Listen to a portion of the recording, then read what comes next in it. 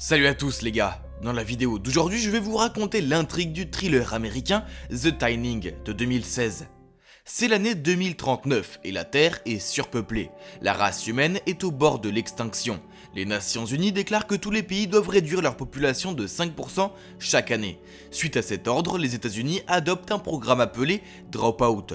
L'idée est que les élèves doivent passer un test standardisé chaque année. Celui qui échoue est exécuté en lui injectant un poison. Le film commence avec Laina Michaels, qui donne des cours particuliers à un lycéen nommé Simon. Simon semble avoir du mal à résoudre des équations, alors il demande quelque chose à la fille. Elle sort une boîte de lentilles et les lui tend. Une fois que Simon les a pris, il n'a aucun mal à résoudre les problèmes de mathématiques. Ailleurs, nous rencontrons Edward Blake Redding, fils du gouverneur du Texas Dean Rudding. La nuit, le garçon s'enfuit de chez lui et rencontre sa petite amie, Ellie Harper, dans une voiture. Blake parle du test qui a eu lieu le jour suivant. Ellie est très inquiète à ce sujet, mais le petit ami lui assure qu'elle va réussir. À ce moment-là, l'agent de sécurité du gouverneur les trouve et ramène Blake au bureau pour qu'il voie son père.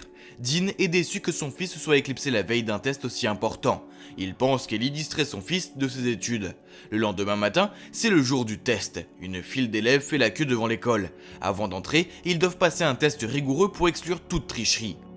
Blake demande à Lena une de ses lentilles d'études, mais elle n'en a pas. Lena et son ami Kellen Wood font la queue pour entrer. L'un des élèves a des antisèches écrites sur ses mains. Lorsqu'il est pris sur le fait, il tente de s'enfuir mais les gardes retiennent le pauvre homme. Personne n'a jamais réussi à éviter un examen ou à tricher. À l'école, Blake et Ellie s'embrassent une dernière fois avant d'entrer dans la salle d'examen, et l'examen commence bientôt. Ils ont 2 heures pour effectuer le test. Ils commencent chacun à résoudre les questions sur leur tablette. Laina les résout toutes sans problème et finit première. Son ami Kellan semble avoir des difficultés. Lorsque l'examen est terminé, ils obtiennent les résultats immédiatement. L'enseignant de la classe appelle plusieurs noms d'élèves qui se sont pas qualifiés. Les étudiants sont inquiets et espèrent que cela sera bientôt terminé. Ceux qui échouent à l'examen sont emmenés par la sécurité. Ils pleurent, résistent et certains essayent même de s'enfuir. Les gardes frappés les indisciplinés. Heureusement, Laina, Kellan et Blake passent. Cependant, à la dernière minute, le professeur appelle Ellie, la petite amie de Blake, et les gardes l'emmènent. Blake appelle immédiatement son père et demande l'aide d'Ellie. Cependant, son père n'est pas disposé à le faire, arguant que la loi est la même pour tous. Frustré, Blake court pour la sauver lui-même. Il attaque les gardes et demande à Ellie de s'échapper, mais en vain. Personne ne peut s'échapper d'ici. Blake essaie désespérément d'aider Ellie, mais il ne peut rien faire d'autre. Une année s'est écoulée. Dans 24 heures, le test suivant commencera. Il s'agit de la toute première élimination dans la vie de la jeune sœur de Laina, Corinne. On sonne à la porte, c'est l'institutrice de Laina, Miss Birch, qui s'occupe des sœurs comme si elles étaient ses propres enfants depuis la mort de leur mère. Elle tente de rassurer Laina car Corinne a son premier test demain et la jeune fille s'inquiète pour sa sœur. L'enseignant leur assure que tout ira bien. Pendant ce temps, Blake enregistre une vidéo dans sa chambre. Il a l'intention de se tromper délibérément dans tous les examens afin de donner une leçon à son père.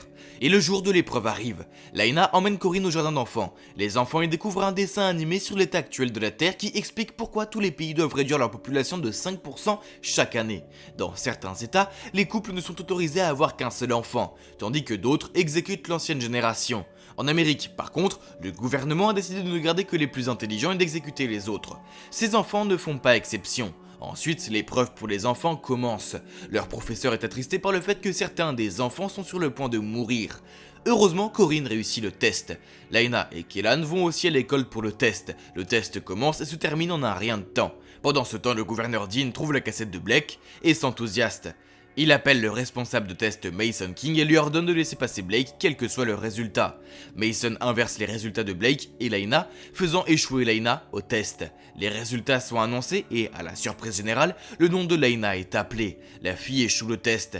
Miss Birch arrête la garde, affirmant que Laina est sa meilleure élève et qu'il doit y avoir une erreur. Toutefois, les résultats sont définitifs et ne peuvent être annulés. Le professeur donne secrètement à Laina une carte clé pour qu'elle puisse ouvrir les portes et s'échapper. Blake, quant à lui, est surpris de ne pas avoir échoué le test. Les élèves qui ont réussi le test arrivent à la fête de l'école pour célébrer leurs résultats. Ailleurs, Dean prononce un discours en tant que gouverneur et annonce sa décision de se présenter à la présidence. Il se vend de son système éducatif. Grâce à elle, les Américains parviennent à être les meilleurs en matière d'éducation parmi 196 pays et le taux de criminalité aux États-Unis a baissé de 26%. Blake écoute le discours de son père lors d'une fête, puis s'échappe de là. Il se faufile dans le couloir et assomme un des gardes. Il se rend ensuite dans la salle de contrôle. Pendant ce temps, Lena et les élèves qui n'ont pas été éliminés sont amenés dans une pièce et mis contre un mur. On leur fait enlever tous leurs vêtements pour les désinfecter. Lena et les autres sont ensuite emmenés dans une pièce où les gardes s'apprêtent à les exécuter par injection létale. Soudain, Blake coupe le courant de toute l'école et plonge dans le noir. Les étudiants condamnés à mort saisissent l'occasion de se libérer et tentent de s'échapper. Mais aucun d'entre eux ne réussit sauf Lena qui utilise la carte clé que lui a donnée son professeur. Peu après, Mason entre dans la pièce et demande de compter les élèves. Il s'avère que Lena a disparu et ils se mettent à sa recherche. Blake trouve la fille et l'aide à traiter avec l'un des gardes. En discutant, les gars se rendent compte que quelque chose a été fait avec les résultats de leurs tests. Ils se faufilent dans une bouche d'aération et se cachent, puis suivent les câbles du réseau jusque la salle des serveurs où ils peuvent consulter les résultats par le biais de l'ordinateur. Pendant ce temps, l'école est toujours fermée en raison d'une coupure de courant. Cette nouvelle est diffusée dans tout l'État. Les parents à l'extérieur sont inquiets. Le gouverneur Dean appelle Mason pour l'interroger pour la suite. Pendant ce temps, un conduit sous Blake se brise et il tombe dans la piscine. Lena saute après lui. Elle sort le gars de l'eau mais il ne respire pas. La jeune fille doit lui faire un massage cardiaque et parvient à le ramener à la vie. Il se change dans les vêtements qu'il trouve dans les casiers et continue à travers les conduits de ventilation. Ils atteignent bientôt la salle des serveurs mais un garde se tient devant la porte. Sinon, la carte clé de Lena tombe dans la bouche d'aération devant lui. Il ne remarque pas la carte mais maintenant la fille doit la récupérer d'une manière ou d'une autre. Son plan est d'aller au laboratoire de sciences et d'obtenir les outils nécessaires pour utiliser une corde et un aimant afin d'extraire la clé par la grille de l'Event. Les enfants se dirigent vers le laboratoire mais font accidentellement du bruit et attirent l'attention d'un agent de sécurité. S'ils tentent de s'échapper, Lena parvient à rejoindre la bouche d'aération, mais Blake reste coincé et se cache dans le laboratoire. Lena ramasse la clé et réussit à l'amener à mi-hauteur, quand soudain un des gardes l'attrape, mais on se rend vite compte que c'est Blake qui se fait passer pour un garde. Il désarme le garde et met ses vêtements. Bientôt le comique qu'ils ont attaché plus tôt par la Mason des fugitifs. Il dit que Lena avait une carte magnétique sur elle. Mason rassemble tous les professeurs soupçonnant l'un d'entre eux d'avoir donné leur clé aux élèves. Miss Birch, alors qu'elle se trouve dans la salle avec ses collègues, flirte avec l'un des professeurs et parvient à obtenir sa carte clé. Miss Birch se sauve en présentant la carte d'une autre personne. Comme l'infortuné professeur n'a pas la clé, Mason le menace et le bat, exigeant de savoir où se trouve Lena malgré les excuses de l'homme qui dit ne rien savoir. Enfin, Lena entre dans la salle des serveurs. Elle ouvre l'ordinateur avec une carte clé, mais Mason l'a protégée avec un mot de passe. La fille écrit à Kellan qui sait comment pirater les systèmes pour lui donner accès.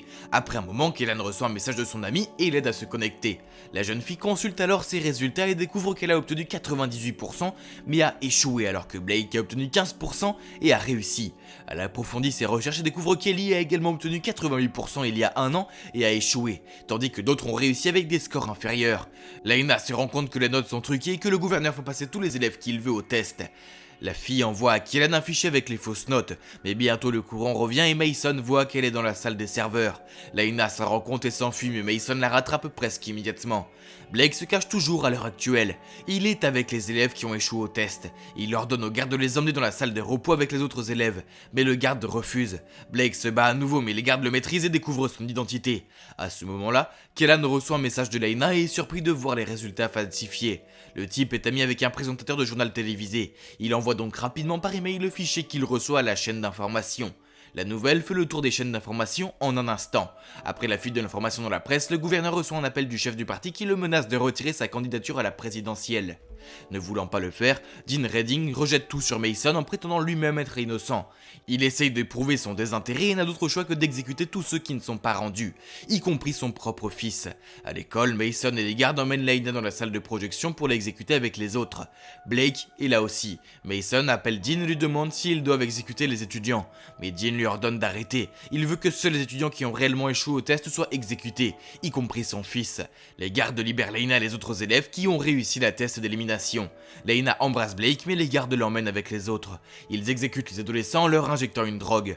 Lorsque l'isolement prend fin, Lena retrouve sa petite sœur Corinne et Mrs. Birch. Quelques heures plus tard, nous voyons les corps des étudiants exécutés être emmenés sous terre dans un ascenseur. Les étudiants commencent à bouger et il s'avère que la drogue qu'on leur a injectée était un somnifère.